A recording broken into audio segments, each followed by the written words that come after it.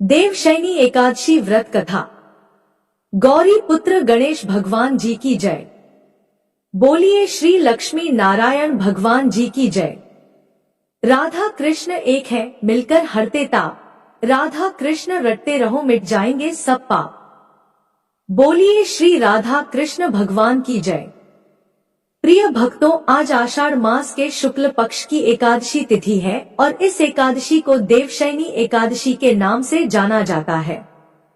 कुछ स्थानों पर इसे हरि शयनी ग्यारस के नाम से भी जाना जाता है। देवशयनी एकादशी से लेकर देव उठानी एकादशी तक 4 माह के लिए भगवान श्री हरि विष्णु क्षीर सागर में योग निद्रा में चले जाते हैं। इस दौरान सृष्टि का संचालन भगवान शिव जी करते हैं। तो आज मैं आपको सुना रही हूँ देवशयनी एकादशी की बड़ी ही दुर्लभ कथाएं। किंतु एक बात का आप विशेष ध्यान रखिएगा कि इन कथाओं को पूरा सुनने से ही सभी मनोकामनाएं पूर्ण होती हैं। कथाओं को आधा अधूरा सुनने से पूर्ण फल प्राप्त नहीं होता। तो आइए बड़ी ही श्रद्धा और प्रसन्नचित मन से इन कथाओं को सुनते हैं। एक बार अर्जुन ने कहा, है मधुसूदन, आषाढ़ मास के शुक्ल पक्ष की एकादशी का क्या व्रत है? उस दिन किस देवता का पूजन होता है? उसका क्या विधान है और इसकी कथा क्या है? यह सब विस्तार पूर्वक बताइए। तब भगवान श्री कृष्ण जी ने कहा, है धनुर्धर, एक बार नारद जी ने ब्रह्मा जी से यही प्रश्न पूछा था।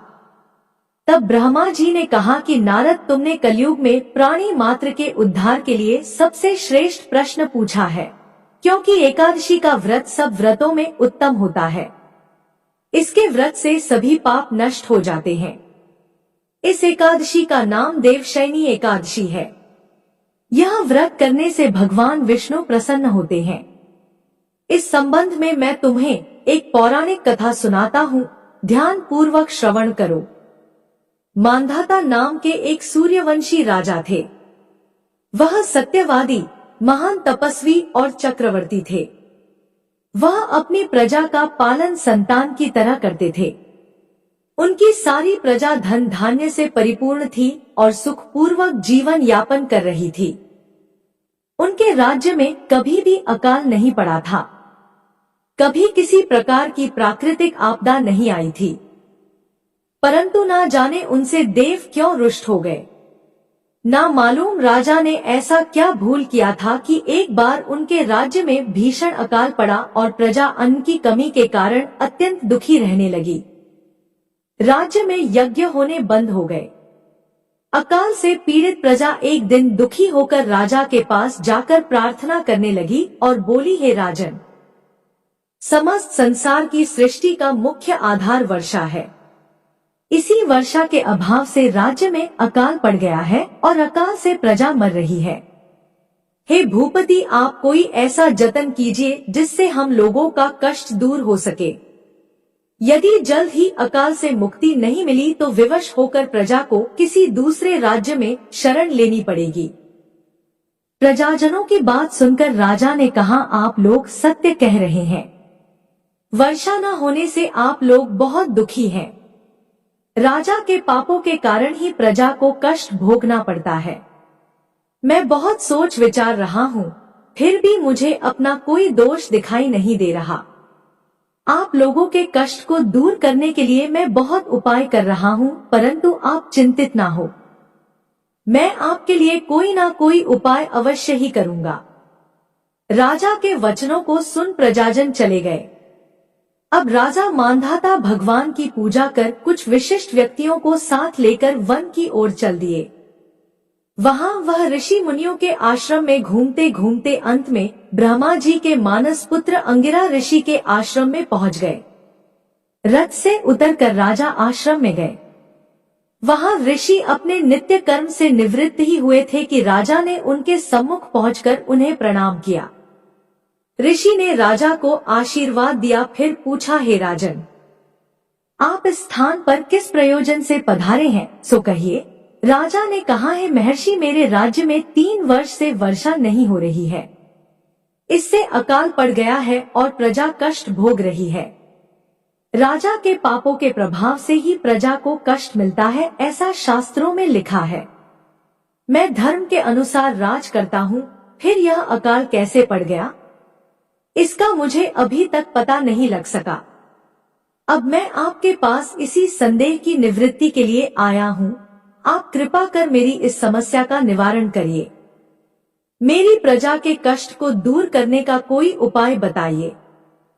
प्रिय भक्तों, सारा वृतांत सुनने के बाद ऋषि ने कहा, हे राजन, इस सतयुग में धर्म के 4 चरण सम्मिलित है। यह युग सभी युगों में उत्तम है। इस युग में केवल ब्राह्मणों को ही तप करने तथा वेद पढ़ने का अधिकार है, किंतु आपके राज्य में एक शूद्र तप कर रहा है। इसी दोष के कारण आपके राज्य में वर्षा नहीं हो रही है। यदि आप प्रजा का कल्याण चाहते हैं तो शीघ्र ही उस शूद्र का वध करवा दें। जब तक आप यह कार्य नहीं कर लेते तब तक आपका राज्य अकाल की पीड़ा से कभी मुक्त नहीं हो सकता। ऋषि के वचन सुनकर राजा ने कहा, हे मुनि श्रेष्ठ, मैं उस निरपराध तप करने वाले शूद्र को नहीं मार सकता। किसी निर्दोष मनुष्य की हत्या करना मेरे नियमों के विरुद्ध है और मेरी आत्मा इसे किसी भी स्थिति में स्वीकार नहीं करेगी। आप इस दोष से मुक्ति का कोई दूसरा उपाय बताइए। प्रिय भक्तों, राजा को विचलित जानकर ऋषि ने कहा, हे राजन, यदि आप ऐसा ही चाहते हैं तो आषाढ़ मास के शुक्ल पक्ष की देवशयनी एकादशी का विधान पूर्वक व्रत करो। इस व्रत के प्रभाव से तुम्हारे राज्य में वर्षा होगी और प्रजा भी पूर्व की भांति सुखी हो जाएगी, क्योंकि इस एकादशी का व्रत सिद्धियों को देने वाला है और कष्टों से मुक्ति करने वाला है। ऋषि के इन वचनों को सुनकर राजा अपने नगर वापस आ गया और विधान पूर्वक देवशयनी एकादशी का व्रत किया। इस व्रत के प्रभाव से राज्य में अच्छी वर्षा हुई और प्रजा को अकाल से मुक्ति मिली। इस व्रत के करने से भगवान विष्णु और मां लक्ष्मी प्रसन्न होते हैं। अतः मोक्ष की इच्छा रखने वाले मनुष्य को इस एकादशी का व्रत करना चाहिए। चातुर्मास व्रत भी इसी एकादशी से प्रारंभ किया जाता है। इसके बाद भगवान श्री कृष्ण कहते हैं, हे कुंती पुत्र, अपने कष्टों से मुक्ति पाने के लिए किसी दूसरे का बुरा नहीं करना चाहिए। अपनी शक्ति और भगवान की पूरी श्रद्धा और आस्था रखकर संतों के कथना अनुसार सत्कर्म करने से बड़े बड़े कष्टों से सहज ही मुक्ति मिल जाती है। तो प्रिय भक्तों, बोलिए श्री राधा कृष्ण भगवान की जय। आइए अब मनोकामनाओं की पूर्ति करने वाली बड़ी ही सुंदर कथा को सुनते हैं। इस कथा को सुनने से ही व्रत पूर्ण माना जाता है। एक बार माता लक्ष्मी ने भगवान विष्णु जी से पूछा, हे स्वामी, तुलसी के पास दीपक जलाने का क्या महत्व है और रोज शाम को तुलसी के पास दीपक क्यों जलाया जाता है? इससे मनुष्य को कौन सा फल प्राप्त होता है? तुलसी के पास दीपक जलाने की विधि क्या है तथा दीपक जलाते समय कौन से मंत्र का उच्चारण करना चाहिए? कृपा कर आप मुझे विस्तार से बताइए। तब भगवान विष्णु जी कहते हैं, हे देवी, आज आपने समस्त मानव जाति के कल्याण के लिए बहुत ही महत्वपूर्ण प्रश्न किया है। आपके इस प्रश्न का उत्तर देने से पूर्व मैं आपको एक प्राचीन कथा सुनाता हूँ, जिससे आपको सभी प्रश्नों के उत्तर मिल जाएंगे। इसलिए आप इस कथा को ध्यानपूर्वक सुनिए। इस कथा को ध्यान से पूरा सुनने मात्र से ही मनुष्य को 100 वर्षों तक तुलसी के पास दीपक जलाने का पुण्य फल प्राप्त होता है। फिर माता लक्ष्मी कहती हैं, हे स्वामी, मैं इस कथा को सुनने के लिए उत्सुक हूँ। कृपया आप इस कथा को सुनाना प्रारंभ कीजिए। तब भगवान विष्णु माता लक्ष्मी को वह कथा सुनाने लगते हैं और कहते हैं कि हे देवी, पूर्वकाल की बात है। दक्षिण दिशा में तुंगभद्रा नाम की एक बहुत बड़ी नदी है। इस नदी के किनारे पर हरिहरपुर नाम का एक अत्यंत सुंदर नगर बसा हुआ था। उसी नगर में काशी नाम के एक ब्राह्मण निवास करते थे। वे अत्यंत गुणवान, चरित्रवान, धर्म कार्य करने वाले तथा वेदों के मार्ग पर चलने वाले थे। उन्होंने समस्त शास्त्रों का अध्ययन किया था। उस ब्राह्मण की एक पत्नी थी जिसे लोग दुराचारिणी कहकर पुकारते थे, क्योंकि उसके कर्म ही उसके नाम के अनुसार थे। वह सदैव ही अपने पति को अपमानित करती थी और वह अपने पति के लिए कुवाच्य कहती थी। इतना ही नहीं, वह अपने पति को भयंकर दुख देती थी। पति के लिए कभी भोजन नहीं बनाती थी। उसने अपने पति के साथ कभी शयन नहीं किया, कभी उसके साथ प्रेम से व्यवहार नहीं किया। पति के मित्र या परिवार के लोग घर पर आते तो वह स्त्री उनको अपमानित करके भगा दिया करती थी और स्वयं काम भाव से उन्मत्त होकर निरंतर अन्य व्यभिचारिणी स्त्रियों के साथ घूमा करती थी। उसका मन पति को छोड़कर पराये पुरुषों में लगा रहता था। उसने कभी अपने पति से प्रेम से बात नहीं की, किंतु पराये पुरुषों के संग बैठकर बातें किया करती थी। पराये पुरुषों को मोहित करने के लिए सज-धज कर गांव में घूमने जाया करती थी। कभी कभी वह वन में किसी वृक्ष के नीचे खड़ी होकर सुंदर पुरुषों की राह देखने लगती और किसी दुष्ट पुरुष को मोहित करके उसके संग भोग विलास किया करती थी। एक दिन वह दुराचारिणी स्त्री वन में जाकर एक वृक्ष के नीचे खड़ी हो गई। उसका चित्त काम से भरा हुआ था। वह किसी सुंदरकामी पुरुष की राह देख रही थी, किंतु बहुत समय निकलने के बाद भी उस स्थान पर कोई पुरुष नहीं आया। इसलिए वह अत्यंत दुखी हो गई और प्रियतम की खोज में इधर उधर देखने लगी। उस दिन उसका सारा परिश्रम व्यर्थ हो गया, क्योंकि उस दिन वहां से कोई राहगीर नहीं गुजरा। वहां पर खड़ी होकर वह नाना प्रकार की बातें कहकर विलाप करने लगी कि आज तो इस मार्ग में कोई भी पुरुष नहीं आया, अब मैं कैसे अपने काम वासना को शांत करूं। वह जोर जोर से विलाप करने लगी। हे देवी, उसी जंगल में एक भयानक बाघ निवास करता था। उस पापनी स्त्री के आवाज को सुनकर वह जग गया, जबकि वह सोया हुआ था, और उछलकर उस स्त्री का भक्षण करने के लिए उसके पास आ गया। उस भयंकर बाघ को देखकर उस स्त्री के पसीने छूटने लगे और वह भय से थर थर कांपने लगी। वह स्त्री कुछ करती इतने में ही उस बाघ ने अपने पंजे से उसे घायल कर दिया और वह स्त्री धरती पर गिर पड़ी। धरती पर गिरते ही स्त्री चिल्लाते हुए बोली, अरे बाघ, तू किस लिए यहाँ पर आया है? मुझे क्यों मार रहा है? तू मुझे छोड़ दे, मेरा भक्षण करके तुम्हें क्या मिलेगा? उस स्त्री की इस अज्ञानता पूर्वक बात को सुनकर वह भयानक बाघ क्षण भर के लिए रुक गया और मनुष्य आवाज में हंसते हुए बोला, हे दुष्टा, आज विधाता ने तुझे मेरा ग्रास नियुक्त किया है। तुझ जैसे दुष्ट स्त्री का भक्षण करना ही मेरा काम है, तभी मुझे इस शरीर से मुक्ति मिलेगी। वह स्त्री कहने लगी, हे बाघ, तुम कौन हो? मुझे सच सच बताओ, तुम्हें किस कारण से बाघ की योनि में जन्म लेना पड़ा और तुम मुझ जैसी स्त्रियों का भक्षण क्यों करते हो? पहले मुझे सारी बात बताओ और फिर मेरा भक्षण करो। फिर बाघ कहने लगा, हे पापिनी, मैं तुम्हें पूर्व जन्म का वृतांत सुनाता हूँ कि किस कारण से मुझे बाघ बनना पड़ा। पूर्व काल में दक्षिण देश में एक नदी थी और उस नदी के तट पर एक नगरी बसी हुई थी। उस नगरी में मैं निवास करता था। मैं एक ब्राह्मण का पुत्र था और नदी के किनारे बैठकर यज्ञ आदि कार्य किया करता था।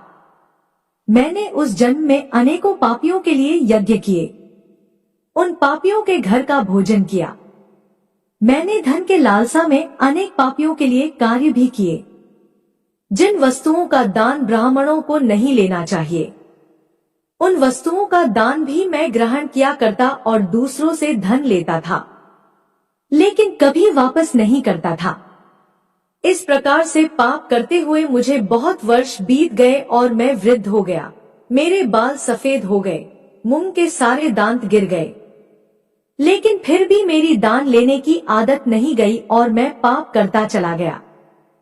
फिर एक दिन मैं धन के लोभ से नदी किनारे गया और अन्य धूर्त ब्राह्मणों के साथ मिलकर हमने लोगों को ठगना, झूठ बोलना और झूठे मंत्र वचन बोलकर हमने बिना विधि विधान किए ही देवी देवताओं का पूजन किया और बहुत सारा धन दान में ले लिया। फिर उसी स्थान पर एक बीमार कुत्ते ने मेरे पैर में काट लिया और मैं मूर्छित होकर गिर पड़ा। उसी क्षण मेरे प्राण चले गए। फिर यम के दूत उस स्थान पर प्रकट हुए और मुझे पकड़कर यमपुरी ले गए। हे नारी, जहाँ पर यमराज ने चित्रगुप्त से मेरे कर्मों का लेखा जोखा निकालने के लिए कहा। फिर चित्रगुप्त कहने लगे, हे धर्मराज, इस ब्राह्मण ने घोर पाप किए हैं। इसने दूसरों से झूठ बोलकर धन लूटा है। विधि विधान से पूजा न करके झूठे मंत्र बोलकर भगवान का अपमान किया है। इसीलिए यह पापी ब्राह्मण केवल नरक जाने के ही योग्य है। फिर यमराज ने अपने दूतों को आदेश देकर मुझे नरक की अग्नि में डाल दिया और कई वर्षों तक सजा भोगने के बाद मुझे बाघ का शरीर प्राप्त हुआ और मैं इस दुर्गम वन में निवास करने लगा। मैं अपने पूर्व जन्म के पापों को याद करके कभी महात्मा, साधु, पुरुष, स्त्री, पुरुष, सतत्व स्त्री का भक्षण नहीं करता हूँ। मैं केवल पापी, दुराचारी तथा कुलटा स्त्रियों का ही भक्षण करता हूँ, ताकि मुझे पापों से मुक्ति मिल जाए। फिर बाघ उस स्त्री से कहने लगा, हे पापनी, तेरे आचरण से तू कुलटा दिखाई देती है। अपने पति को छोड़कर तू इस वन में अन्य पुरुषों के साथ भोग विलास करने के लिए आई है। इसीलिए आज तुझे मेरा ग्रास अवश्य बनना पड़ेगा। इतना कहकर उस बाघ ने अपने तीक्ष्ण नाखून से उस पापिनी स्त्री के टुकड़े टुकड़े करके उसे खा लिए। फिर उस स्थान पर यम के दूत प्रकट हुए और उस पापिनी स्त्री को उठाकर यमपुरी ले गए। चित्रगुप्त ने उस स्त्री का लेखा जोखा निकाला और यमराज को बताया। यमराज ने उस स्त्री को घोर नरक में डाल दिया।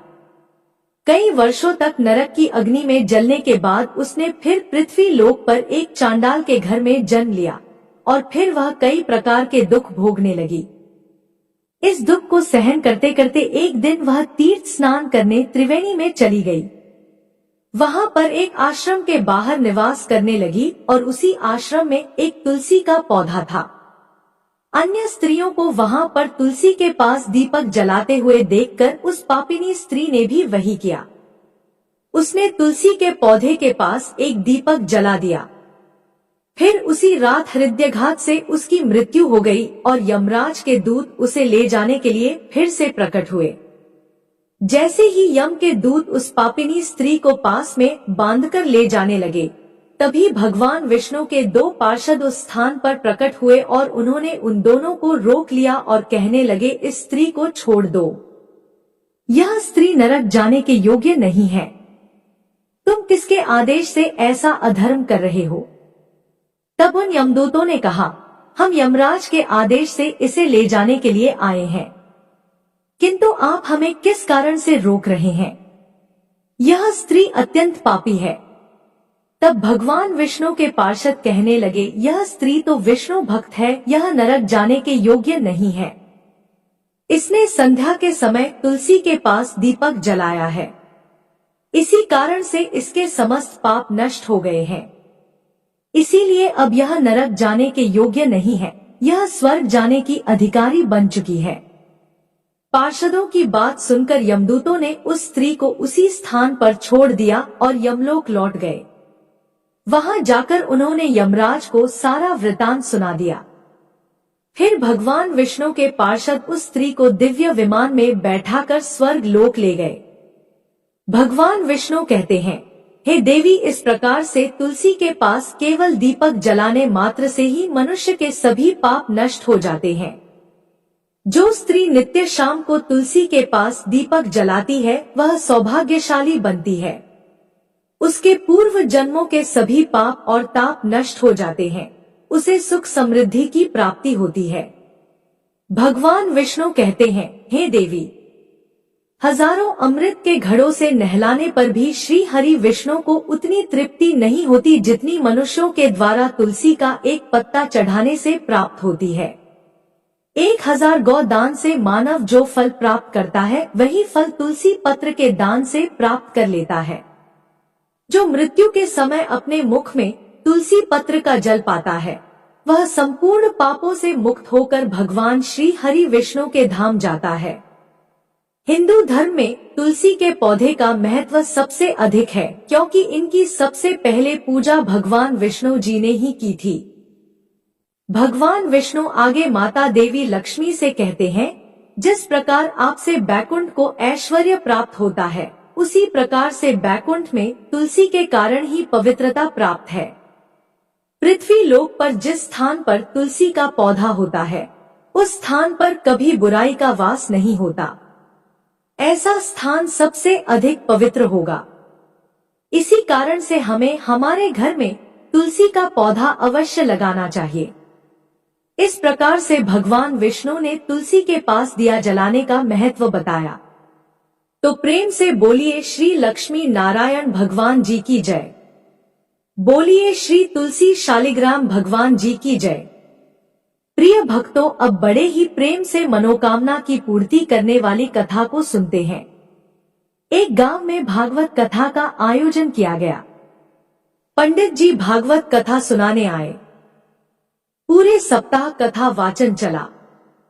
पूर्ण आहुति पर दान दक्षिणा की सामग्री इकट्ठा कर घोड़े पर बैठकर पंडित जी रवाना होने लगे।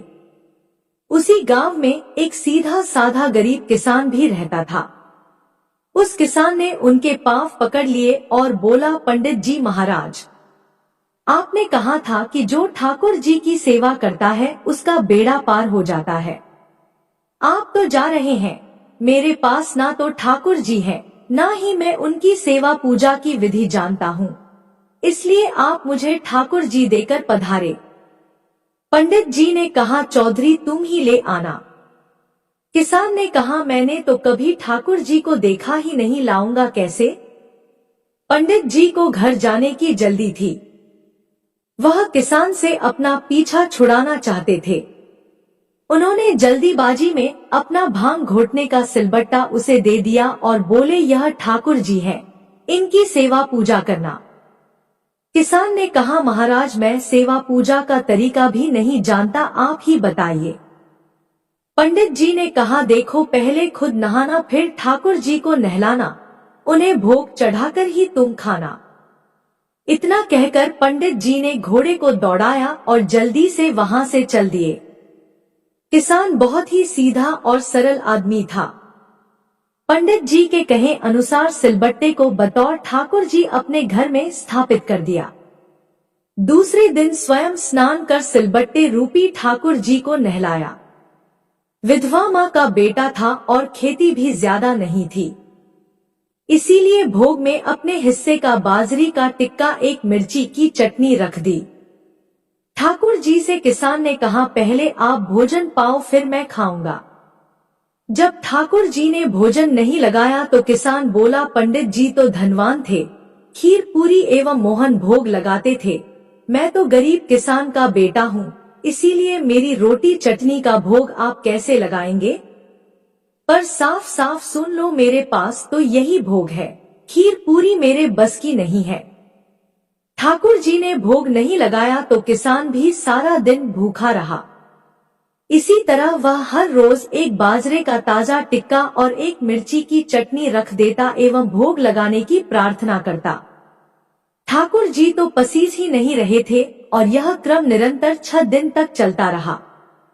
छठे दिन किसान बोला, ठाकुर जी आप अपनी रोटी खाते क्यों नहीं हो, शर्माते क्यों हो? आप कहो तो मैं आंखें मूंद लूं फिर खा लेना। ठाकुर जी ने फिर भी भोग नहीं लगाया। किसान भी भूखा प्यासा था। 7वें दिन किसान परेशान हो गया और फूट फूट कर रोने लगा एवं कहने लगा कि सुना था आप दीन दयालु हो, पर आप भी गरीब की कहाँ सुनते हो। मेरा रखा यह टिक्का और चटनी नहीं खाना है तो मत खाओ, अब मुझे भी नहीं जीना है। इतना कहकर उसने सिलबट्टा उठाया और सिर फोड़ने को तैयार हुआ।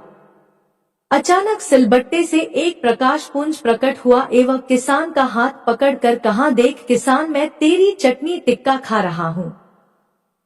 ठाकुर जी बाजरे का टिक्का एवं मिर्ची की चटनी मजे में खा रहे थे। अब आधा टिक्का खा लिया तो किसान बोला, क्या ठाकुर जी मेरा पूरा टिक्का खा जाओगे? मैं भी 6 दिन से भूखा हूँ, आधा टिक्का तुम मेरे लिए भी छोड़ दो। ठाकुर जी ने कहा, तुम्हारी चटनी रोटी बड़ी मीठी लग रही है, तुम दूसरी खा लेना। किसान ने कहा, प्रभु माँ मुझे एक ही रोटी देती है, यदि मैं दूसरी लूंगा तो माँ भूखी रह जाएगी। प्रभु ने कहा, फिर ज्यादा क्यों नहीं बनाते? किसान ने कहा, खेत छोटा सा है और मैं अकेला। ठाकुर जी ने कहा, और खेत जोत लो। किसान बोला, प्रभु मेरे पास बैल थोड़े ही हैं, मैं तो खुद ही जोतता हूँ। ठाकुर जी ने कहा, तो तुम नौकर रख लो। किसान ने कहा, प्रभु आप तो मेरा मजाक उड़ा रहे हैं। नौकर रखने की हैसियत हो तो 2 वक्त की रोटी हम माँ बेटे खाना लेते। इस पर ठाकुर जी ने कहा, चिंता मत कर, मैं तेरी सहायता करूंगा। कहते हैं तब से ठाकुर जी ने किसान का साथी बनकर उसकी सहायता करनी शुरू कर दी। किसान के साथ खेत में कामकाज कर उसे अच्छी जमीन एवं बैलों की जोड़ी दिलवा दी। कुछ ही अरसे बाद घर में गाय भी आ गई। मकान भी पक्का बन गया। सवारी के लिए घोड़ा आ गया। किसान एक अच्छा खासा जमींदार बन गया। कई साल बाद पंडित जी पुनः किसान के गांव भागवत कथा करने आए। किसान भी उनके दर्शन को गया। प्रणाम कर बोला, पंडित जी आप तो ठाकुर जी को देकर गए थे। वे 6 दिन तो भूखे प्यासे रहे एवं मुझे भी भूखा प्यासा रखा। 7वें दिन उन्होंने भूख के मारे परेशान होकर मुझ गरीब की रोटी खा ली। ठाकुर जी की इतनी कृपा है कि खेत में मेरे साथ कंधे से कंधा मिलाकर हर काम में मदद करते हैं। अब तो घर में गाय भी है। घर में ही दूध की तो नदियां बहती हैं। पंडित जी ने सोचा, मूर्ख आदमी है, मैं तो भांग घोटने का सिलबट्टा देकर गया था। गांव में पूछने पर लोगों ने बताया चमत्कार तो हुआ है। अब किसान वह गरीब नहीं रहा, जमींदार बन गया है। दूसरे दिन पंडित जी ने किसान से कहा, कल कथा सुनने आओ तो अपने साथ अपने उस साथी को लेकर आना जो तुम्हारे साथ खेत में काम करता है। घर आकर किसान ने प्रभु से निवेदन किया कि प्रभु कथा में चलो। तो प्रभु ने कहा, मैं नहीं चलता, तुम जाओ। किसान बोला, तब क्या उस पंडित जी को आपसे मिलने घर ले आऊं? प्रभु ने कहा, बिल्कुल नहीं, मैं झूठी कथा कहने वालों से नहीं मिलता। जो मुझसे सच्चा प्रेम करता है और जो अपना काम मेरी पूजा समझकर करता है, मैं उसी के साथ रहता हूँ। मैं तो भक्त के वश में रहता हूँ।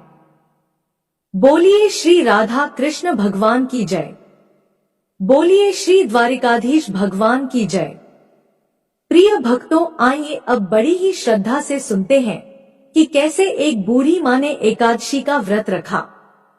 इस कथा को सुनने से एकादशी माता अत्यंत प्रसन्न होती है। यह कथा सुने बिना व्रत कथा अधूरी मानी जाती है, तो इसे पूरा अवश्य सुनिएगा। एक बार एक बूढ़ी माँ ने एकादशी का व्रत रखा। बड़ा ही भाव भक्ति से पूजा अर्चना की। उन्हें वृद्धावस्था में क्या बाधा थी? वह तो अपने पुत्र पौत्रों की सुख सुविधा के लिए व्रत किया करती थी। वे दिन भर तो जरा कठोर मन करके अपनी प्यास को रोके रही और दिन में ब्राह्मणों को मिट्टी के पात्र में भरकर पानी और ऋतु फल दान दिए। दोना भर भर के चीनी और दही वितरण किया। उन्हें गर्मी के कारण बहुत बेचैनी हो रही थी, इस कारण वे बहुत देर तक पानी में पड़ी रही, मुंह धोती रही। तब कहीं थोड़ा बहुत धैर्य बंध पाया। धूप तो तेज पड़ ही रही थी, इस कारण मुंह सूख रहा था और बहुत बेचैनी हो रही थी। एक तो बुढ़ापा और दूसरा यह भयंकर गर्मी। वृद्धावस्था की स्थिति तो कुछ दूसरे ही प्रकार की होती है।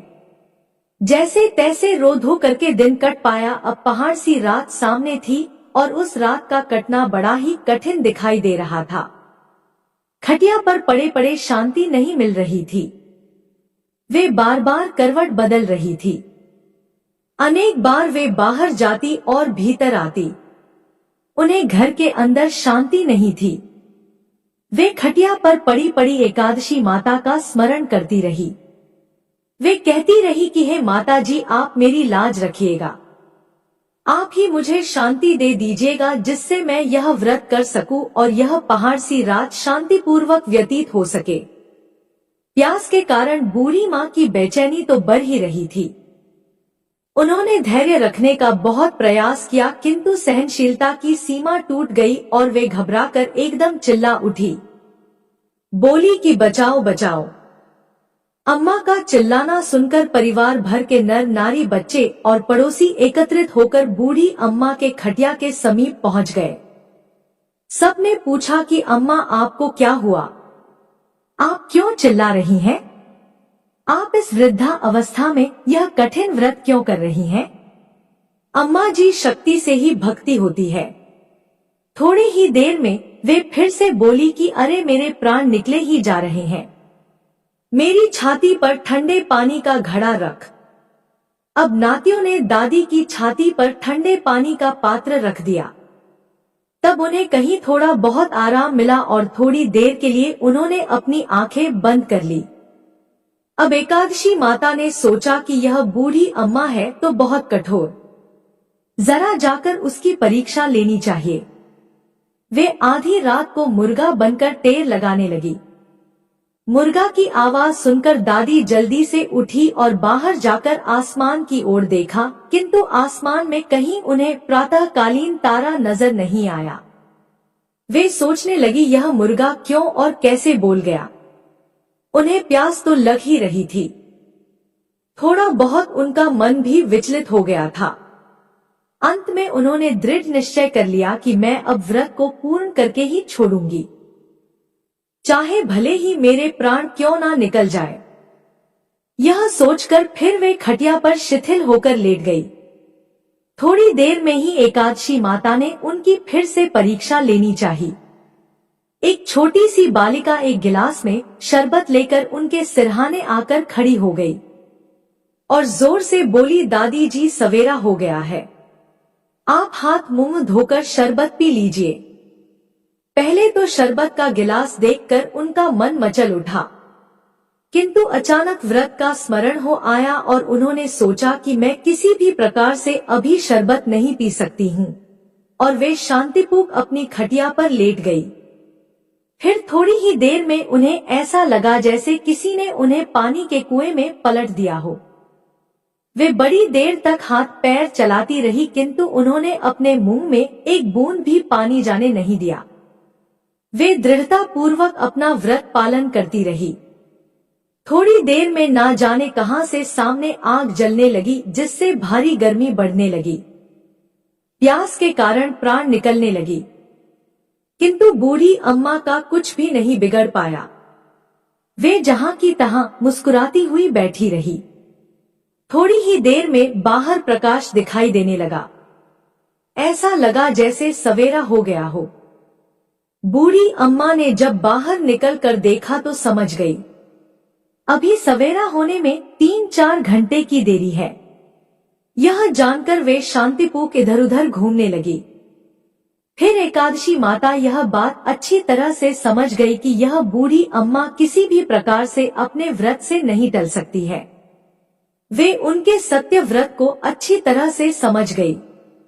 अब सवेरा होते ही बूढ़ी माता ने स्नान किया, भगवान का पूजा पाठ किया, एकादशी की कथा सुनी, ब्राह्मणों को दक्षिणा देकर भोजन कराया।